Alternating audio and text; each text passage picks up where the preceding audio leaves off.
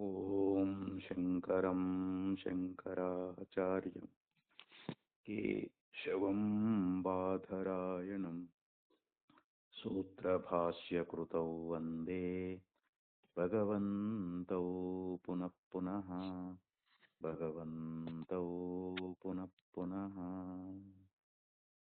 ಶ್ರೀಮಚ್ಛಂಕರ ಭಗವತ್ಪಾದಾಚಾರ್ಯರ ಜಗದ್ಗುರು ಸಿದ್ಧಾರೂಢ ಮಹಾಸ್ವಾಮಿಗಳವರ ಜಗದ್ಗುರು ಭಾರತೀ ಅಪ್ಪಾಜಿಯವರ ಪವಿತ್ರ ಚರಣಾರವಿಂದಗಳಲ್ಲಿ ಅನಂತ ಕೋಟಿ ಶ್ರೀ ಸಾಷ್ಟಾಂಗ ಪ್ರಣಾಮವನ್ನು ಸಲ್ಲಿಸುತ್ತೇನೆ.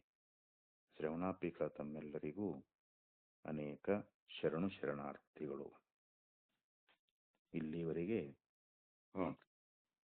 ಈ 1ನೇ ಅಧ್ಯಾಯ 1ನೇ ಪಾದೊಳಗೆ ಯಾವ 12ನೇ ಅಧಿಕರಣ ಅಂತದ್ದು 10ನೇ ಅಧಿಕರಣದೊಳಗೆ ಇಲ್ಲಿ ವಿಚಾರವನ್ನ ಮಾಡ್ತಾ ಬಂದಿದ್ದಾರೆ.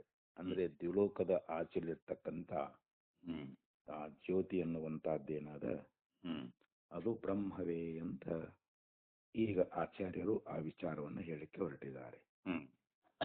ಅಂದ್ರೆ ಅವನು ಆದಿತ್ಯಾದಿ ಜ್ಯೋತಿ ಅಂತೆ ಹೇಳಬೇಕು ಅಂತ ಪೂರ್ವಪಕ್ಷಿ ಹೇಳಿದ್ದ. ಅದು ಒಂದು ಕಡೆ ಆಗೋದಿಲ್ಲ.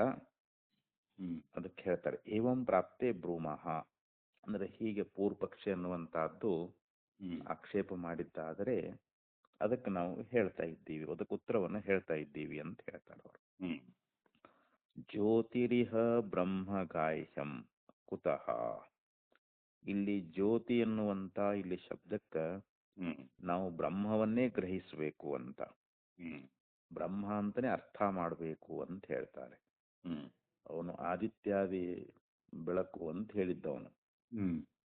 ಅಲ್ಲಿ ಜ್ಯೋತಿ ಅನ್ನುವಂತ ಶಬ್ದಕ್ಕೆ ಪ್ರಸಿದ್ಧವಾಗಿರ್ತಕ್ಕಂಥ ಲೋಕದೊಳಗ ಬೆಳಗುತ್ತೈತಿ ಅಂದ್ರೆ ಅಲ್ಲಿ ಸೂರ್ಯಾದಿಗಳೇ ಬೆಳಗುತ್ತಾವೆ ಅಂತ ಅಲ್ಲಿ ಅರ್ಥೈಸ್ಬೇಕೇ ಹೊರತು, ಪ್ರಸಿದ್ಧವಾದದ್ದನ್ನೇ ಅರ್ಥೈಸ್ಬೇಕೇ ಹೊರತು ಅಲ್ಲಿ ಅಪ್ರಸಿದ್ಧವಾದದ್ದನ್ನ ನಾವು ಕಲ್ಪಿಸಬಾರದು ಅಂತ ಹೇಳಿದ್ದವ.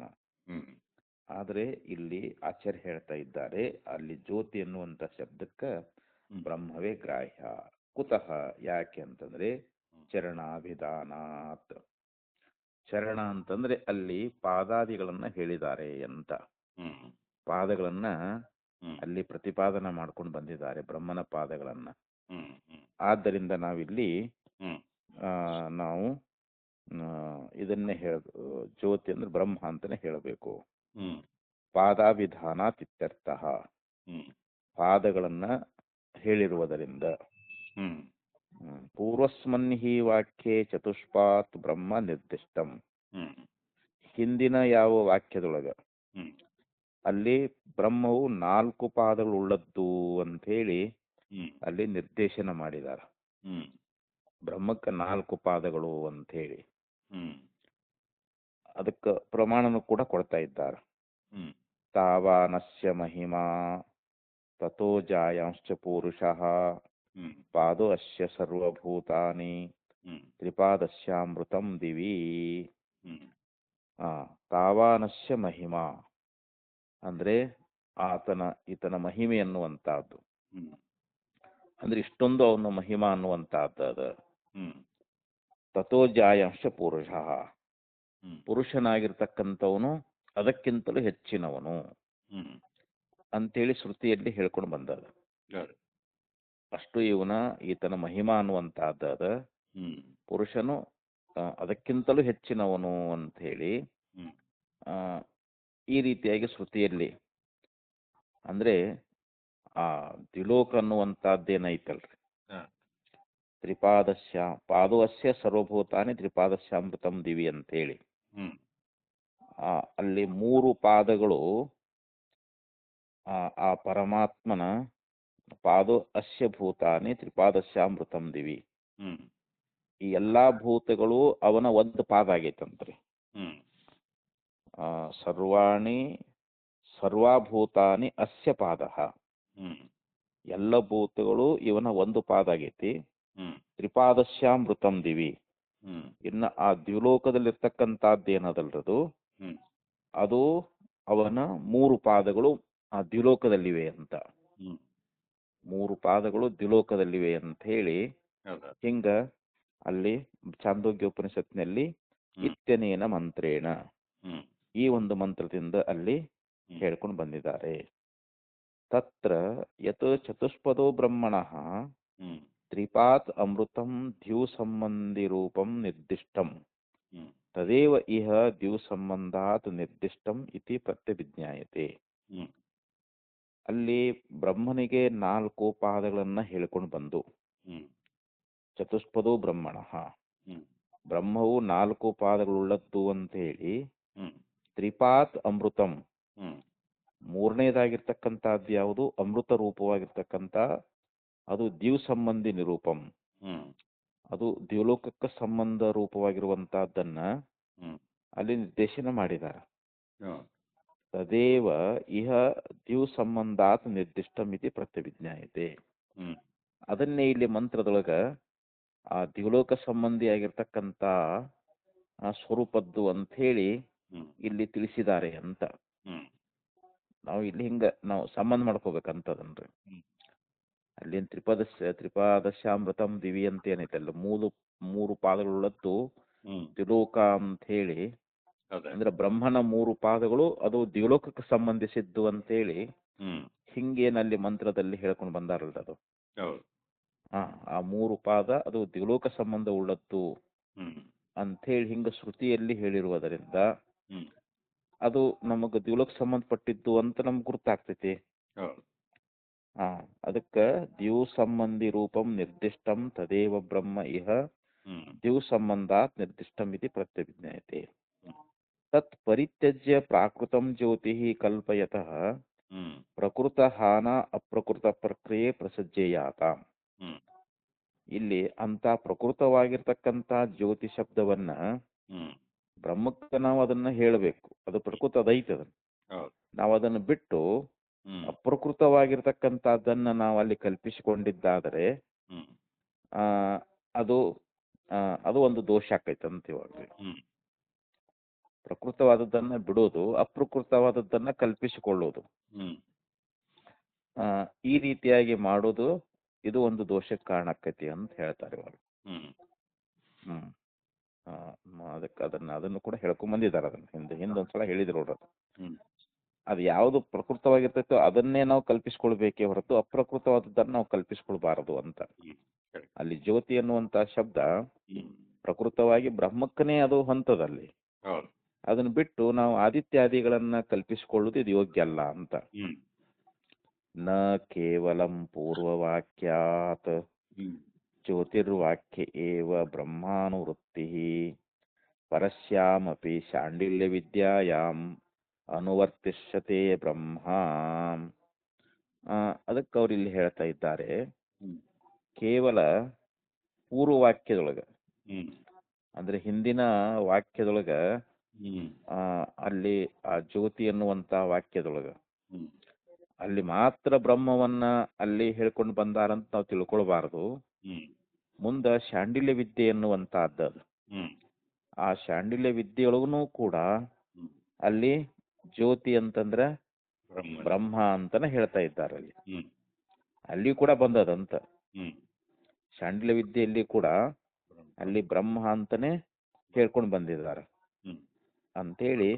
ಜ್ಯೋತಿರ್ವಾಕ್ಯವು ಬ್ರಹ್ಮಾನುವೃತ್ತಿ ಪರಸ್ಯಾಮಪಿ ಶಾಂಡಿಲ್ಯ ವಿದ್ಯಾಯಾಮ್ ಅನುವರ್ತತೆ ಬ್ರಹ್ಮ.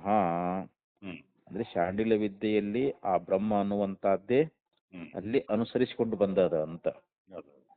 ಅದು ಅನಿಸಿಕೊಂಡು ಬಂದ. ಆದ್ದರಿಂದ ಇಲ್ಲಿ ತಸ್ಮಾತ್ ಇಹ ಜ್ಯೋತಿ ರೀತಿ ಬ್ರಹ್ಮ ಪ್ರತಿಪತ್ತವ್ಯಂ.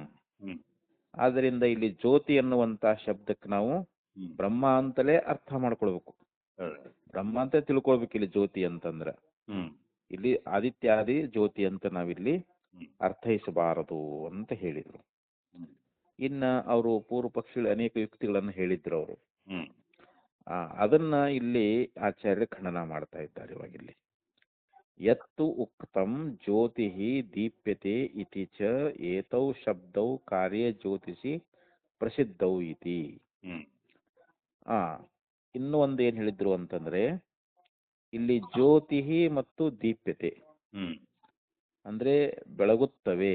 ಅಲ್ಲಿ ಜ್ಯೋತಿ ಅಂದ್ರೆ ಪ್ರಕಾಶ, ಬೆಳಕು ಅನ್ನುವಂತಹದ್ದು, ಮತ್ತು ದೀಪ್ಯತೆ ಅಂತಂದ್ರೆ ಬೆಳಗುತ್ತದೆ ಎನ್ನುವಂತಹ ಇವು ಎರಡು ಏನು ಶಬ್ದಗಳದಾವಲ್ರಿ, ಹ್ಮ್ ಅಲ್ಲಿ ಜ್ಯೋತಿ ಮತ್ತು ಬೆಳಗುತ್ತದೆ ಅನ್ನುವಂಥ ಎರಡು ಶಬ್ದಗಳಿದಾವಲ್ಲವು ಹ್ಮ್ ಅವು ಆ, ಏತೌ ಶಬ್ದೌ ಕಾರ್ಯೇ ಜ್ಯೋತಿಷಿ ಪ್ರಸಿದ್ಧವು.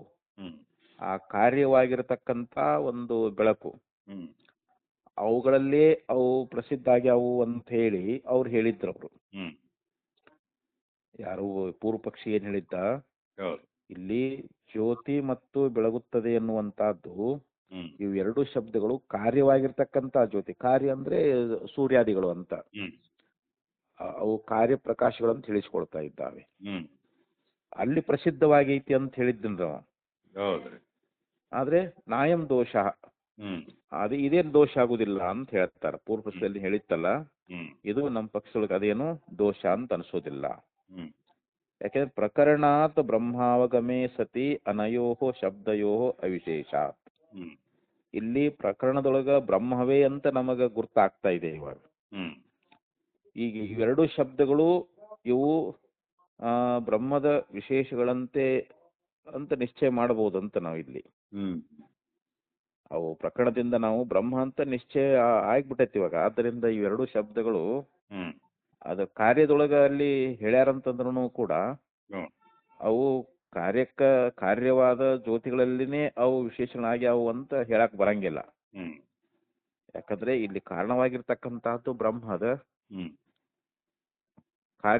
ಕಾರ್ಯವಾಗಿರ್ತಕ್ಕಂಥ ಯಾವ ಜ್ಯೋತಿಗಳಲ್ಲಿ ಅದನ್ನ ನಾವು ವಿಶೇಷಣ ಅಂತ ಅದಕ್ಕೆ ಹಚ್ಚಕ್ ಹೋಗ್ಬಾರ್ದು ಅದನ್ನ. ಹೌದು ಅವು ಅದರ ವಿಶೇಷಣ ಅಲ್ಲ. ಯಾಕಂದ್ರೆ ಆ ಬ್ರಹ್ಮದಲ್ಲಿಯೂ ಕೂಡ ಕಾರಣವಾಗಿರ್ತಕ್ಕಂಥದ್ದು ಯಾವುದು ಬ್ರಹ್ಮ, ಆ ಬ್ರಹ್ಮದ ವಿಶೇಷಣ ಅಂತೂ ಕೂಡ ಅಲ್ಲಿ ಆಗ್ತೈತೆ ಅದು.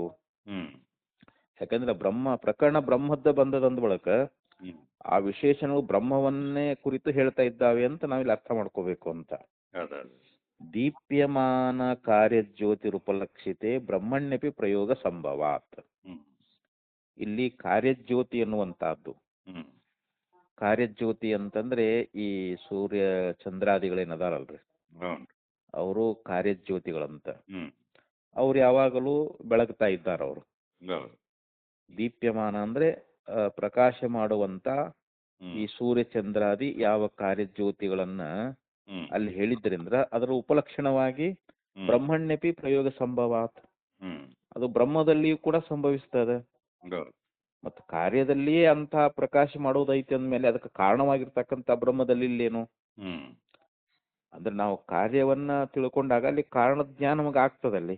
ಹೌದು ಅಲ್ಲಿ ಕಾರಣದ ಒಂದು ಯಥಾರ್ಥ ಜ್ಞಾನ ಅನ್ನುವಂಥದ್ದು ಆಗ್ತೈತೆ ನಮಗಲ್ಲಿ. ಹ್ಮ್ ಬ್ರಹ್ಮಣ್ಯಪಿ ಪ್ರಯೋಗ ಸಂಭವಾತ್, ಹ್ಮ್ ಬ್ರಹ್ಮದಲ್ಲಿಯೂ ಕೂಡ ಅಂದ್ರೆ ಇಲ್ಲಿ ಕಾರ್ಯದ ಜ್ಯೋತಿಯ ಉಪಲಕ್ಷಣದಿಂದ ಹ್ಮ್ ಕಾರಣವಾಗಿರ್ತಕ್ಕಂಥ ಬ್ರಹ್ಮದಲ್ಲಿಯೂ ಕೂಡ ಅದರ ಪ್ರಯೋಗ ಅನ್ನುವಂಥದ್ದು ಹ್ಮ್ ಸಂಭವಿಸ್ತದ ಅಂತ. ಹ್ಮ್ ಅದಕ್ಕೆ ಒಂದು ಶ್ರುತಿ ಪ್ರಮಾಣ ಕೊಡ್ತಾರ ಅವರು. ಏನ ಸೂರ್ಯ ಸ್ಥಪತಿ ತೇಜಸೇದ್ಯ, ಇದು ತೈತ್ತರೀಯ ಉಪನಿಷತ್ತಿನಲ್ಲಿ ಬರ್ತದ್ರಿ ಇದು. ಹ್ಮ್ ಅಲ್ಲಿ ಅವ್ರು ಏನ್ ಹೇಳ್ತಾರ ಅಂತಂದ್ರೆ, ಹ್ಮ್ ಈ ಯಾವ ಒಂದು ತೇಜರೂಪವಾಗಿರ್ತಕ್ಕಂಥದ್ದು ಯಾವುದು ಅಂತಂದ್ರೆ ಹ್ಮ್ ಆ ಬ್ರಹ್ಮ. ಹ್ಮ್ ಆ ಬ್ರಹ್ಮನ ತೇಜಸ್ಸನ್ನೇ ಪಡ್ಕೊಂಡು ಹ್ಮ್ ಇಲ್ಲಿ ಸೂರ್ಯ ಜಗತ್ತನ್ನ ಪ್ರಕಾಶ ಮಾಡ್ತಾ ಇದ್ದಾನ ಅಂತ. ಹ್ಮ್ ಇಲ್ಲಿ ಯಾವ ತೇಜಸ್ಸು ಅಂತಂದ್ರೆ ಇಲ್ಲಿ ಬ್ರಹ್ಮ ತೇಜಸ್ ಅಂತ. ಹೌದು ಆ ಬ್ರಹ್ಮ ತೇಜಸ್ಸಿನಿಂದಲೇ ಹ್ಮ್ ಸೂರ್ಯ ಇಲ್ಲಿ ಈ ಪ್ರಪಂಚವನ್ನ ಪ್ರಕಾಶ ಮಾಡ್ತಾನ, ತಪಿಸ್ತಾ ಇದ್ದಾನೆ ಅಂತ. ಹ್ಮ್ ತಪತಿ ಅಂತಂದ್ರೇನು, ಹ್ಮ್ ಅದನ್ನ ಪ್ರಕಾಶಗೊಳಿಸ್ತಾನೆ ಹೌದು ಅಥವಾ ತಾಪನಗೊಳಿಸ್ತಾನೆ ಅಂತ. ಹ್ಮ್ ಅಂದ್ರೆ ಆ ಸೂರ್ಯನಲ್ಲಿರ್ತಕ್ಕಂಥ ಯಾವ ತೇಜಸ್ಸು ಬ್ರಹ್ಮದ ತೇಜಸ್ಸೇ ಅಂತ. ಹೌದು ಬ್ರಹ್ಮದ ಒಂದು ತೇಜಸ್ಸನ್ನೇ ಪಡ್ಕೊಂಡು ಸೂರ್ಯ ಇಲ್ಲಿ ಹ್ಮ್ ಜಗತ್ತನ್ನುವಂತಹದ್ದನ್ನ ಪ್ರಕಾಶ ಮಾಡ್ತಾ ಇದ್ದಾನೆ. ಹ್ಮ್ ಇತಿಚ ಮಂತ್ರವರ್ಣಾತ್, ಹ್ಮ್ ಹೀಗೆ ಮಂತ್ರ ಅನ್ನುವಂತಹದ್ದು ಹ್ಮ್ ಅಲ್ಲಿ ಉಪದೇಶ ಮಾಡುವಂತಹದ್ದಾಗೈತಿ. ಹ್ಮ್ ಯದ್ವಾ ನಾಯಂ ಜ್ಯೋತಿ ಶಬ್ದ ಹ್ಮ್ ಚಕ್ಷುರುತ್ತೇರೇವ ಅನುಗ್ರಾಹಕೆ ತೇಜಸ್ಸಿ ವರ್ತತೆ.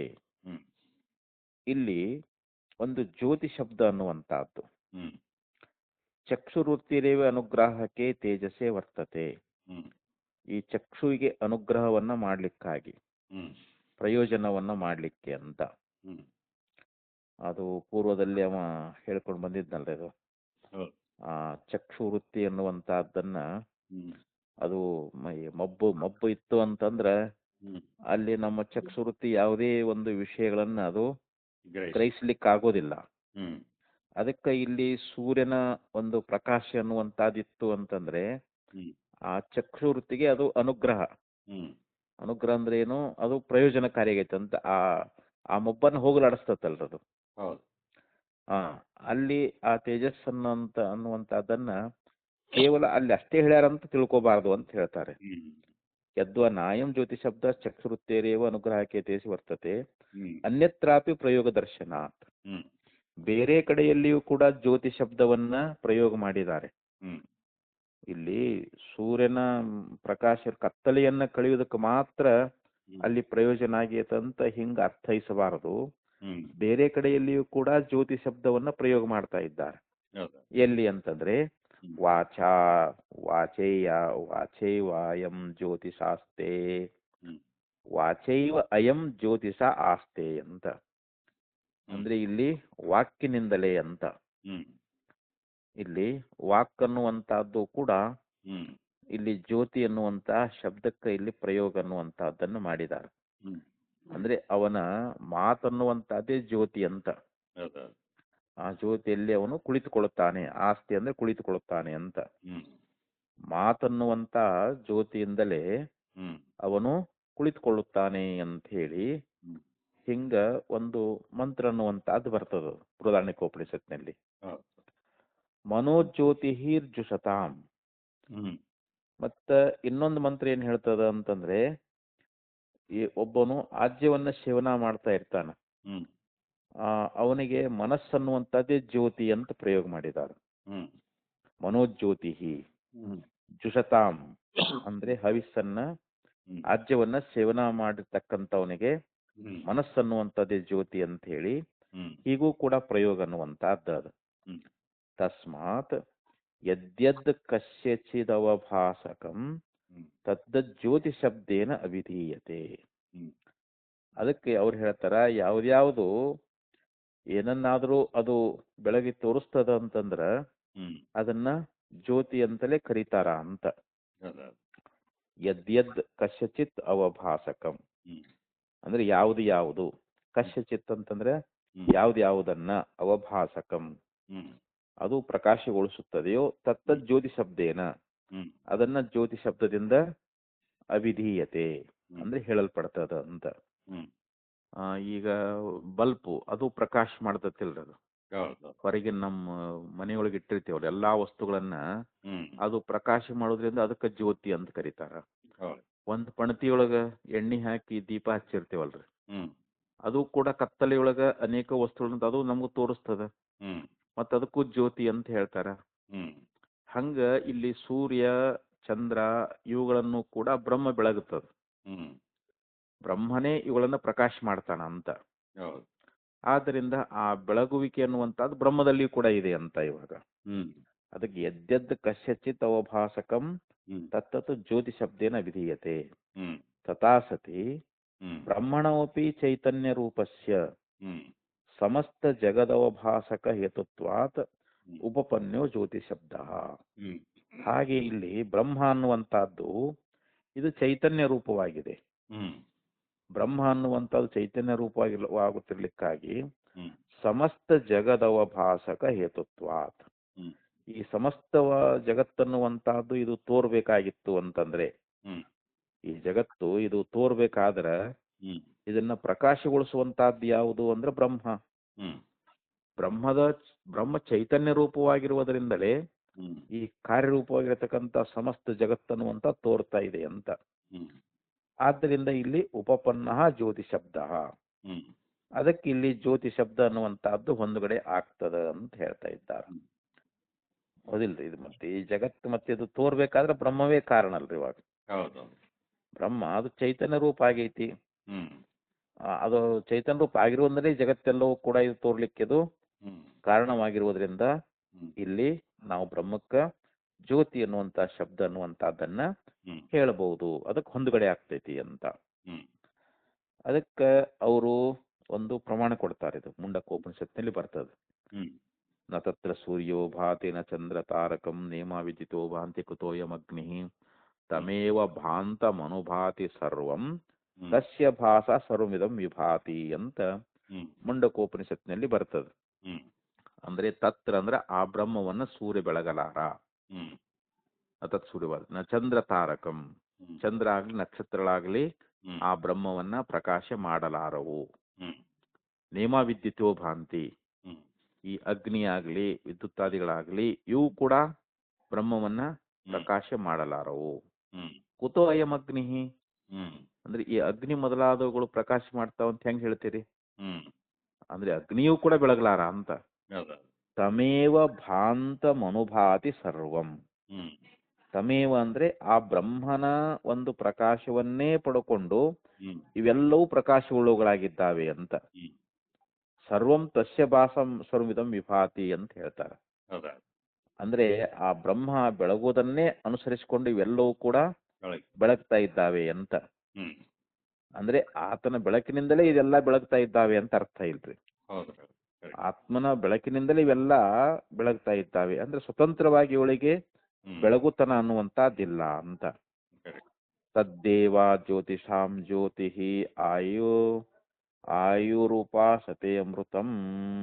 ಹ್ಮ್ ಅದು ಜ್ಯೋತಿಗೂ ಜ್ಯೋತಿ ರೂಪವಾಗಿರ್ತಕ್ಕಂಥದ್ದು ಹ್ಮ್ ಯಾವುದು? ಬ್ರಹ್ಮ. ಹ್ಮ್ ದೇವತೆಗಳು ಆ ಜ್ಯೋತಿಯನ್ನ ಆಯುಷ್ ಅಂತ ಹೇಳಿ, ಅಮೃತ ಮತ್ತು ಆಯುಷ್ ಅಂತ ಹೇಳಿ ಹ್ಮ್ ಉಪಾಸನೆ ಮಾಡ್ತಾರಂತ. ಹ್ಮ್ ಆಯುಷ್ ಅಂತೂ ಅದು ನಾಶ, ಅಮೃತ ಅಂದ್ರೆ ನಾಶ ಇಲ್ಲದ್ದು ಅಂತ. ಹ್ಮ್ ಅದು ಜ್ಯೋತಿಗಳಿಗೆ ಜ್ಯೋತಿ ರೂಪವಾಗಿರ್ತಕ್ಕಂಥದ್ದು.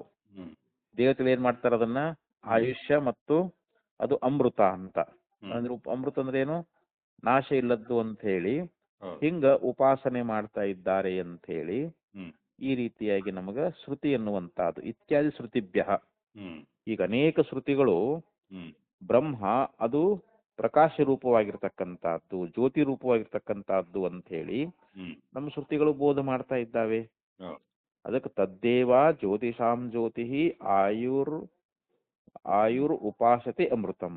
ಹ್ಮ್ ಯದಪಿ ಉಕ್ತಂ ದ್ಯೂರ್ಮರ್ಯಾದತ್ವಂ ಸರ್ವಗತಸ್ಯ ಬ್ರಹ್ಮಣಃ ನೌಪಪದ್ಯತೆ ಇತಿ. ಹ್ಮ್ ಅವ ಇನ್ನೂ ಒಂದು ಏನು ಆಕ್ಷೇಪ ಮಾಡಿದ್ದ ಅಂತಂದ್ರ, ಹ್ಮ್ ಸರ್ವಗತಸ್ಯ ಬ್ರಹ್ಮಣಃ, ಹ್ಮ್ ಬ್ರಹ್ಮ ಎಲ್ಲಾ ಕಡೆಯಲ್ಲಿ ವ್ಯಾಪಕವಾಗಿರ್ತಕ್ಕಂಥದ್ದು ಆಕಾಶದಂತೆ. ಹ್ಮ್ ಅದಕ್ಕ ಒಂದು ದ್ವಿಲೋಕದ ಒಂದು ಇದನ್ನ ಒಂದು ಸೀಮಾ, ಒಂದು ಅವಯವ, ಹ್ಮ್ ಅಲ್ಲಿ ಒಂದು ಇದಿಷ್ಟೇ ಪ್ರದೇಶ ಅಂತೇಳಿ ಹೇಳಾಕ ಬರಂಗಿಲ್ಲ ಅಂತ. ಹ್ಮ್ ಹ್ಮ್ ಯಾಕಂದ್ರೆ ಬ್ರಹ್ಮ ಎಲ್ಲಾ ಕಡೆ ವ್ಯಾಪಕವಾಗಿರುವುದರಿಂದ ಹ್ಮ್ ಆ ದ್ವಿಲೋಕದ ಒಂದು ಪರಿಚ್ಛಿನ್ನತ್ವವನ್ನ, ಹ್ಮ್ ಅಲ್ಲಿ ಅಳತೆಯನ್ನ ಹೇಳಾಕ್ ಬರುವುದಿಲ್ಲ ಅಂತ ಅವನು ಆಕ್ಷೇಪ ಮಾಡಿದ್ದ. ಹೌದು ಯಾರು? ಪೂರ್ವದಲ್ಲಿ ಪೂರ್ವ ಪಕ್ಷಿ ಈ ರೀತಿಯಾಗಿ ಹ್ಮ್ ಅವನು ಹೇಳಿದ್ದ. ಸರ್ವಗತಸ್ಯಾಪಿ ಹ್ಮ್ ಬ್ರಹ್ಮಣಃ ಅತ್ರ ಉಚ್ಯತೆ ಅಂತ. ಹ್ಮ್ ಅದಕ್ಕೆ ಸಮಾಧಾನ ಹೇಳ್ತಾ ಇದ್ದಾರೆ. ಹ್ಮ್ ಸರ್ವಗತಸ್ಯಾಪಿ ಬ್ರಹ್ಮಣಃ ಉಪಾಸನಾರ್ಥಃ ಪ್ರದೇಶ ವಿಶೇಷ ಪರಿಗ್ರಹ ನ ವಿರುದ್ಧತೆ. ಹ್ಮ್ ಬ್ರಹ್ಮ ಸರ್ವಗತ ಅಂತ, ಸರ್ವಗತ ಹೌದು, ಒಪ್ತೀವಿ ನಾವು ಅದನ್ನು. ಹ್ಮ್ ಬ್ರಹ್ಮ ಏನದ ಎಲ್ಲಾ ಕಡೆಯಲ್ಲಿನೂ ಅದು ವ್ಯಾಪಕವಾಗಿರ್ತಕ್ಕಂಥದ್ದು. ಹ್ಮ್ ಸರ್ವಗತ ಅಂದ್ರೆ ಏನು? ಆಕಾಶದಂತೆ ಎಲ್ಲಾ ಕಡೆ ಪರಿಪೂರ್ಣ ಆಗೈತಂದ್ರೂ ಕೂಡ ಹ್ಮ್ ನಾವು ಅದಕ್ಕ ಬ್ರಹ್ಮಣಃ ಹ್ಮ್ ಉಪಾಸನಾರ್ಥ, ಹ್ಮ್ ನಾವು ಉಪಾಸನೆಗೋಸ್ಕರವಾಗಿ ಹ್ಮ್ ಪ್ರದೇಶ ವಿಶೇಷ ಪರಿಗ್ರಹ ನ ವಿರುದ್ಧತೆ, ಹ್ಮ್ ಅಲ್ಲಿ ಒಂದು ಪ್ರದೇಶವನ್ನುವಂತಹದ್ದನ್ನ ಹ್ಮ್ ಗ್ರಹಣ ಮಾಡಿರ್ತಕ್ಕಂಥದ್ದೇನು ವಿರುದ್ಧ ಅಲ್ಲ. ಹ್ಮ್ ಆ ಉಪಾಸನೆಗೋಸ್ಕರವಾಗಿ ಒಂದಾನೊಂದು ನಾವು ಪ್ರದೇಶವನ್ನ ಹ್ಮ್ ಇಟ್ಕೊಂಡಿದ್ದೀವಿ. ಬ್ರಹ್ಮನ ಉಪಾಸನೆ ಮಾಡ್ಬೇಕಂದ್ರೆ ಇಂತಹದೊಂದು ಪ್ರದೇಶ, ದ್ವಿಲೋಕ ಇತ್ಯಾದಿಗಳನ್ನ ಹ್ಮ್ ನಾವು ಉಪಾಸನೆಗೋಸ್ಕರವಾಗಿ ಹೇಳಿದ್ದದೇನು ವಿರೋಧ ಆಗೋದಿಲ್ಲ ಅಂತ ಆಚಾರ್ಯ ಹೇಳ್ತಾರೆ. ಹ್ಮ್ ನಾನು ಉಕ್ತಂ ನಿಷ್ಪ್ರದೇಶಸ್ಯ ಬ್ರಹ್ಮಣಃ ಪ್ರದೇಶ ವಿಶೇಷ ಕಲ್ಪನಾ ನೌಪದ್ಯತೆ ಐತಿ. ಹ್ಮ್ ಹೌದಲ್ಲ, ನಾವು ಹಿಂದೆ ಹೇಳೇವಲ್ಲ, ಹ್ಮ್ ಅದು ಬ್ರಹ್ಮ ನಿಷ್ಪ್ರದೇಶವಾಗಿರ್ತಕ್ಕಂಥದ್ದು. ಹ್ಮ್ ಅಂದ್ರೆ ಇಂಥ ಪ್ರದೇಶದಲ್ಲಿ ಮಾತ್ರ ಐತಿ ಅಂತ ಹೇಳಕ್ ಬರಂಗಿಲ್ಲ ಬ್ರಹ್ಮಕ್ಕೆ. ಹೌದು ಅದು ಪ್ರದೇಶ ರಹಿತವಾಗಿರ್ತಕ್ಕಂಥದ್ದು. ಹ್ಮ್ ಅಂಥದ್ದಕ್ಕೆ ನೀವು ಪ್ರದೇಶವನ್ನ ವಿಶೇಷ ಕಲ್ಪನೆ ಮಾಡ್ತಾ ಇದು ಹೆಂಗ್ ಹೊಂದತೈತಿ ಅಂತ ನಾವು ಹಿಂದೆ ಹೇಳಿಬಿಟ್ಟೇವಲ್ಲ ಅಂತ ಹೌದು ಇಲ್ಲಿ ಪೂರ್ವ ಪಕ್ಷಿ ಹೇಳಿದ್ರೆ, ಹ್ಮ್ ನ ಅಯಂ ದೋಷ, ನೋಡಪ್ಪ ಇದೇನು ದೋಷ ಅಲ್ಲ. ಹ್ಮ್ ಯಾಕಂತಂದ್ರೆ ನಿಷ್ಪ್ರದೇಶಸ್ಯಾಪಿ ಬ್ರಹ್ಮಣಃ, ಹ್ಮ್ ಬ್ರಹ್ಮನಿಗೆ ಯಾವುದೇ ಪ್ರದೇಶ ಅನ್ನುವಂಥದ್ದಿಲ್ಲ ಅಂದ್ರೂ ಕೂಡ, ಹ್ಮ್ ಬ್ರಹ್ಮಕ್ಕೆ ಯಾವುದೇ ಅಲ್ಲಿ ಪ್ರದೇಶ ಅನ್ನುವಂಥದ್ದಿಲ್ಲ. ಹೌದು.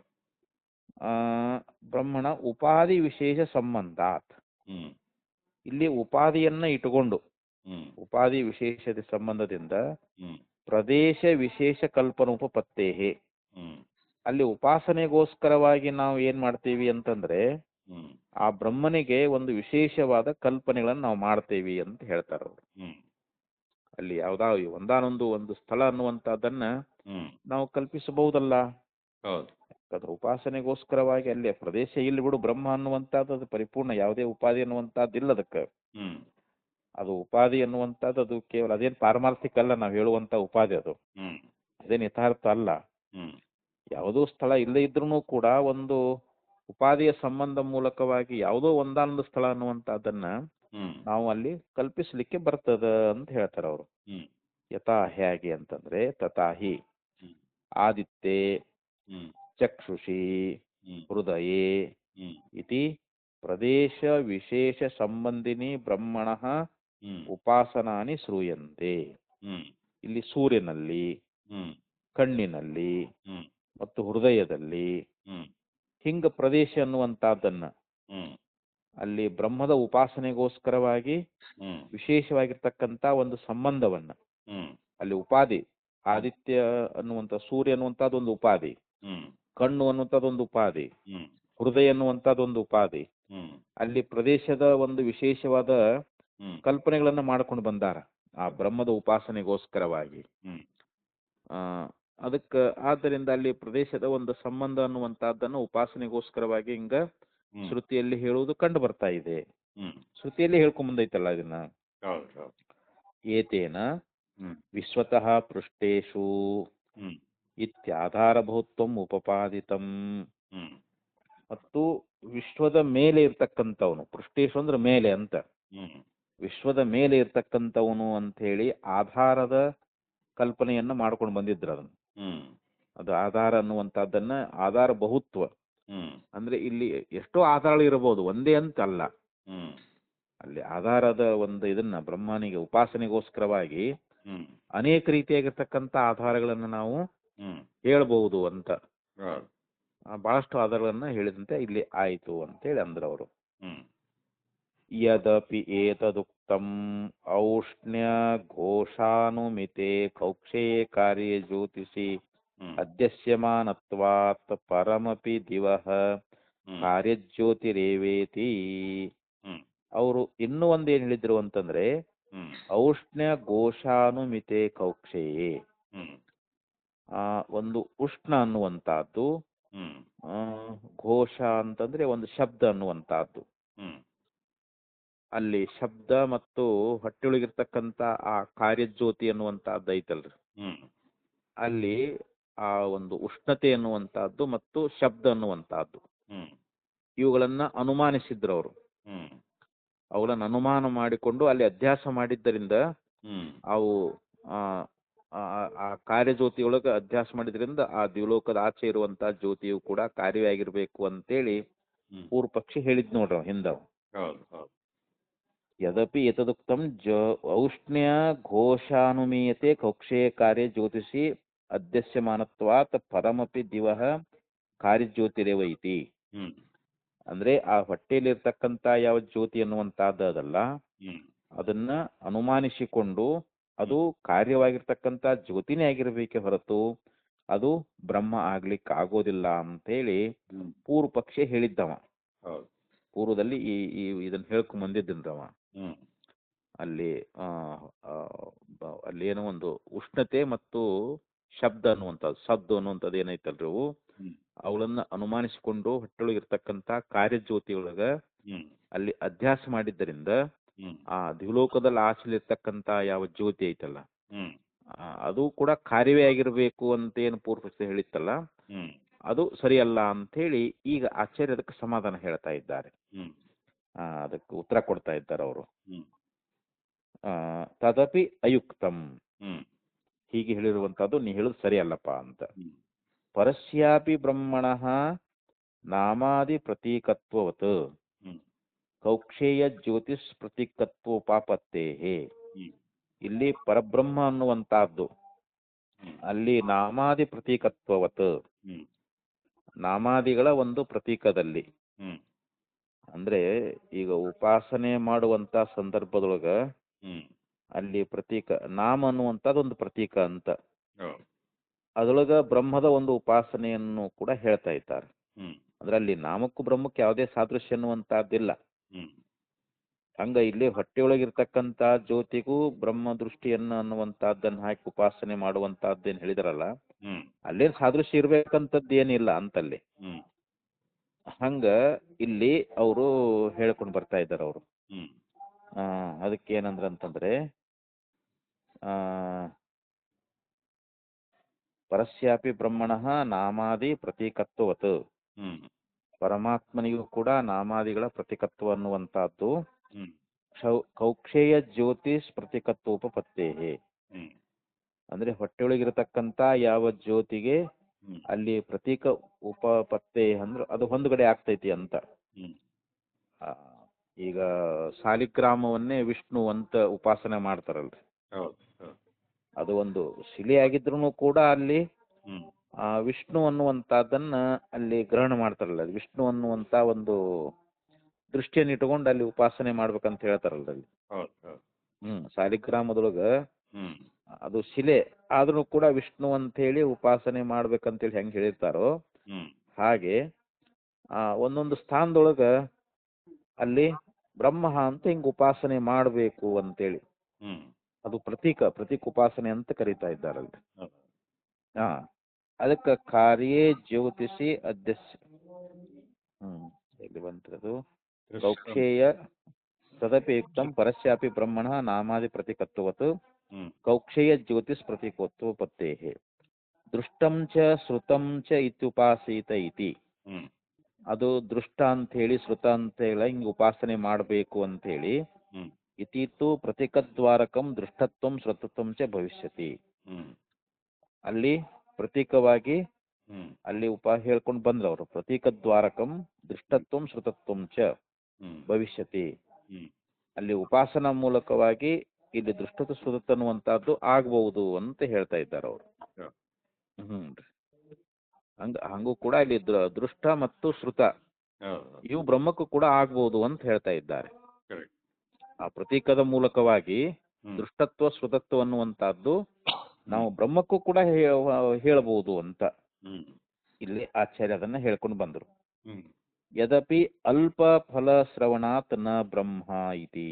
ಹ್ಮ್ ಇಲ್ಲಿ ಸ್ವಲ್ಪೇ ಫಲವನ್ನ ಹೇಳಿದ್ದರಿಂದ ಅಲ್ಲಿ ಬ್ರಹ್ಮ ಅಂತ ಅರ್ಥ ಮಾಡಬಾರ್ದು ಅಂತ ಹೇಳಿದ್ರು ಅವರು. ಹ್ಮ್ ತದಪಿ ಅನುಪಪನ್ನಂ, ಹ್ಮ್ ನೀವು ಹೇಳುದು ಅದು ಕೂಡ ಹೊಂದಗಡೆ ಆಗೋದಿಲ್ಲ ಅಂತ ಹೇಳ್ತಾ ಇದ್ದಾರೆ. ಹ್ಮ್ ನಹಿ ಈಯತೆ ಫಲಾಯ ಬ್ರಹ್ಮ ಹ್ಮ್ ಆಶ್ರಣೀಯಂ ಈಯತೆ ನ ಇತಿ ನಿಯಮೋ ಅಸ್ತಿ.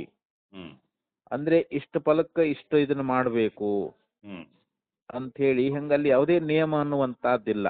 ಹ್ಮ್ ಇಲ್ಲಿ ಉಪಾಸನೆ ಮಾಡುವಂತ ಸಂದರ್ಭಕ್ಕೆ ಹ್ಮ್ ನೋಡಪ್ಪ ಇಷ್ಟು ಫಲಕ್ಕೋಸ್ಕರವಾಗಿ ನೀ ಇಷ್ಟನ್ನು ಉಪಾಸನೆ ಮಾಡು ಹ್ಮ್ ಅಂಥೇಳಿ ಹಿಂಗ ಇಟ್ಟುಕೊಳ್ಳೋದು ಸರಿ ಆಗುದಿಲ್ಲ ಅಂತ ಹೇಳ್ತಾ ಇದ್ದಾರೆ ಅಲ್ಲಿ. ಹೌದು.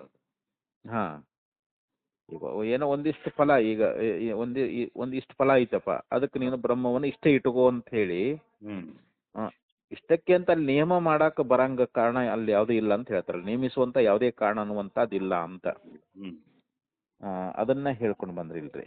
ಹ್ಮ್ ಅದಕ್ಕೆ ಹೇಳಿದ್ರು ನ ಹಿ ಹೀಯತೆ ಫಲಾಯ ಬ್ರಹ್ಮ ಆಶ್ರಯಣಂ.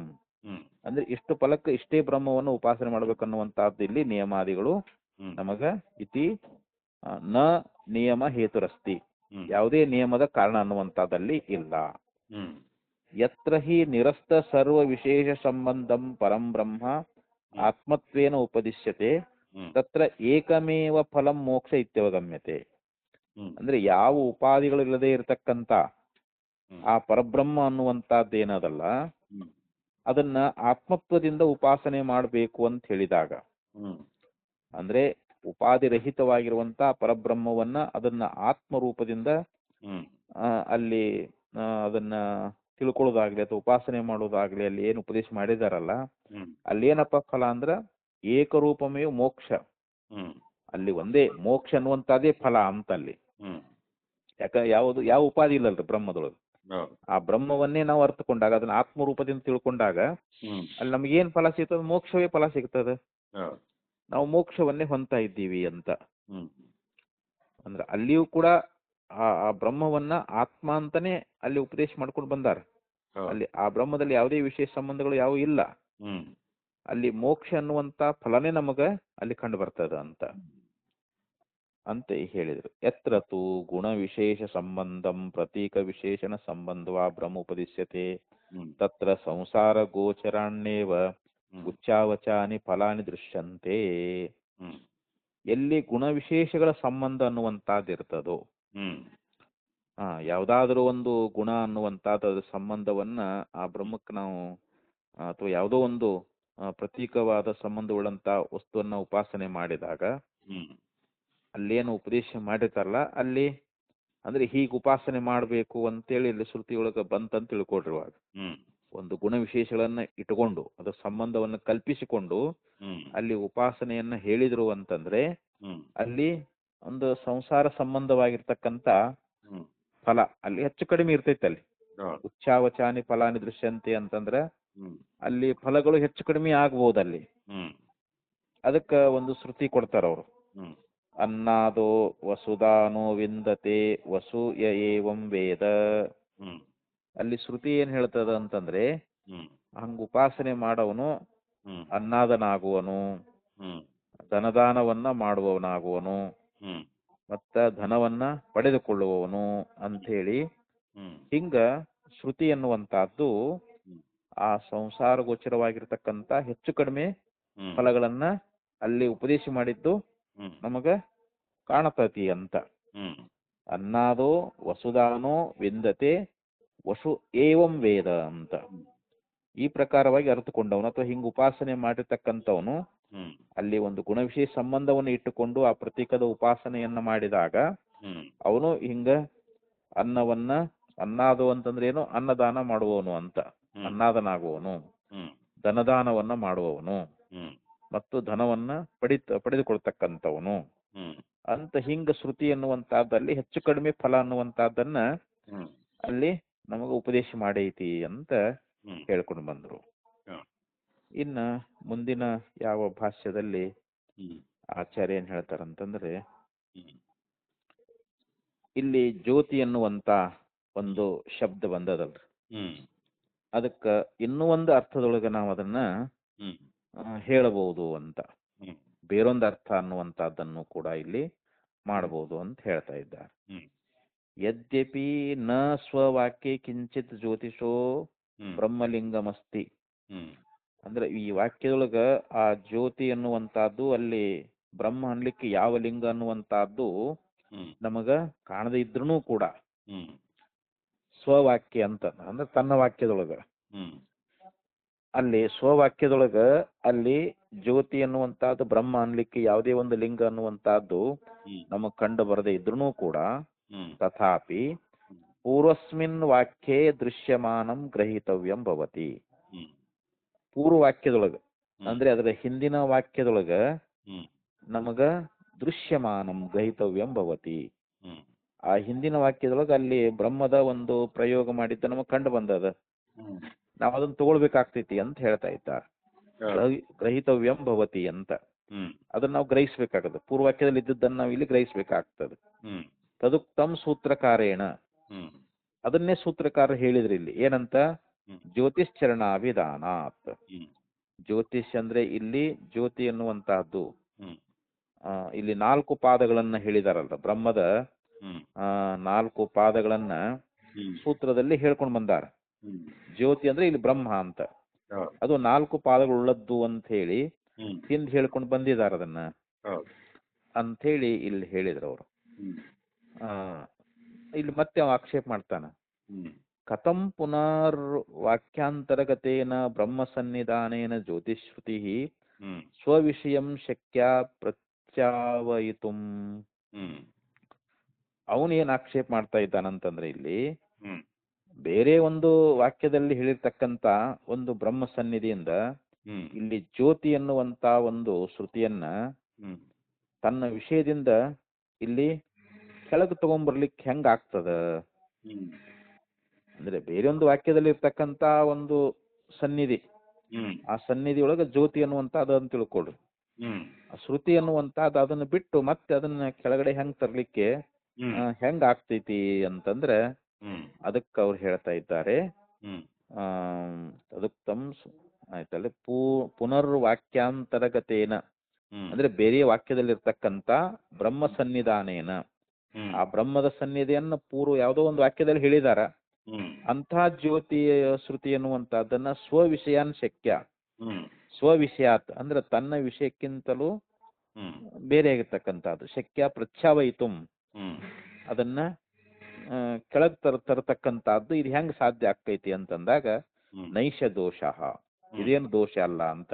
ಹ್ಮ್ ಯದತಃ ಪರೋ ದಿವೋ ಜ್ಯೋತಿ ಹ್ಮ್ ಇತಿ ಪ್ರಥಮತರ ಪಠಿತೇನ ಯಚ್ಛಬ್ದೇನ ಸರ್ವನಾಮ್ನ ಹ್ಮ್ ದಿವ್ಸಂಬಂಧಾತ್ ಪ್ರತ್ಯಭಿಜ್ಞಾಯಮಾನೆ ಹ್ಮ್ ಪೂರ್ವವಾಕ್ಯ ನಿರ್ದಿಷ್ಟೇ ಬ್ರಹ್ಮಣಿ ಹ್ಮ್ ಸ್ವಸಾಮರ್ಥ್ಯೇನ ಪರಾಮೃಷ್ಟೇ ಸತಿ ಹ್ಮ್ ಅರ್ಥಾತ್ ಜ್ಯೋತಿ ಶಬ್ದಸ್ಯಾಪಿ ಹ್ಮ್ ಬ್ರಹ್ಮವಿಷತ್ವೋಪತ್ತೇಃ ಹ್ಮ್ ತಸ್ಮಾತ್ ಇಹ ಜ್ಯೋತಿರಿತಿ ಬ್ರಹ್ಮ ಪ್ರತಿಪತ್ತವ್ಯಂ.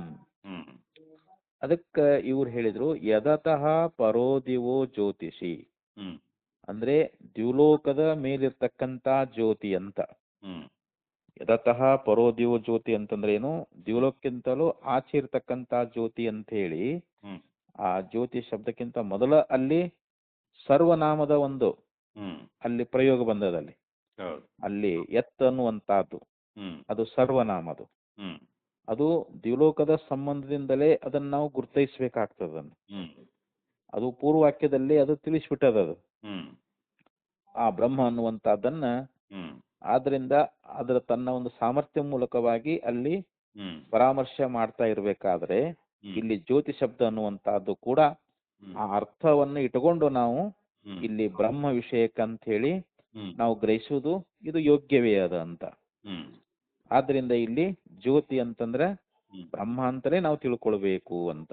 ಹ್ಮ್ ಅದಕ್ಕ ನಿರ್ದಿಷ್ಟೇ ಬ್ರಹ್ಮಣಿ ಹ್ಮ್ ಸ್ವಸಾಮರ್ಥ್ಯೇನ ಪರಾಮೃಷ್ಟೇ ಸತಿ ಹ್ಮ್ ಅಲ್ಲಿ ಆ ಪೂರ್ವವಾಕ್ಯದಲ್ಲಿ ತೋರಿಸಿರ್ತಕ್ಕಂಥ ಬ್ರಹ್ಮ ಅನ್ನುವಂತಹದ್ದು ಹ್ಮ್ ಅಲ್ಲಿ ಸರ್ವನಾಮದಿಂದಲೇ ಎತ್ ಅನ್ನುವಂತ ಸರ್ವನಾಮದಿಂದಲೇ ಹ್ಮ್ ಸರ್ವನಾಮನ ದ್ಯು ಸಂಬಂಧಾತ್ ಹ್ಮ್ ಅಂದ್ರೆ ದ್ಯುಲೋಕಕ್ಕೆ ಸಂಬಂಧಪಟ್ಟಿರ್ತಕ್ಕಂಥ ಯಾವ ಪ್ರತ್ಯಭಿಜ್ಞಾಮಾನೆ ಹ್ಮ್ ಅಂದ್ರೆ ಅದು ನಮಗೆ ಇಲ್ಲಿ ತಿಳಿತಾ ಇರಬೇಕಾದ್ರೆ ಹ್ಮ್ ಪೂರ್ವವಾಕ್ಯದಲ್ಲಿ ಹೇಳಿರ್ತಕ್ಕಂಥ ಬ್ರಹ್ಮ ಅನ್ನುವಂತ ಬ್ರಹ್ಮದೊಳಗ ಹ್ಮ್ ಅದರ ತನ್ನ ಒಂದು ಸಾಮರ್ಥ್ಯದಿಂದಲೇ ಹ್ಮ್ ಪರಾಮೃಷ್ಟೆ ಸತಿ ಅರ್ಥಾತ್ ಜ್ಯೋತಿ ಶಬ್ದಶ್ಯಾಪಿ ಬ್ರಹ್ಮ ವಿಷತ್ವ ಉಪಪತ್ತೇಹೇ.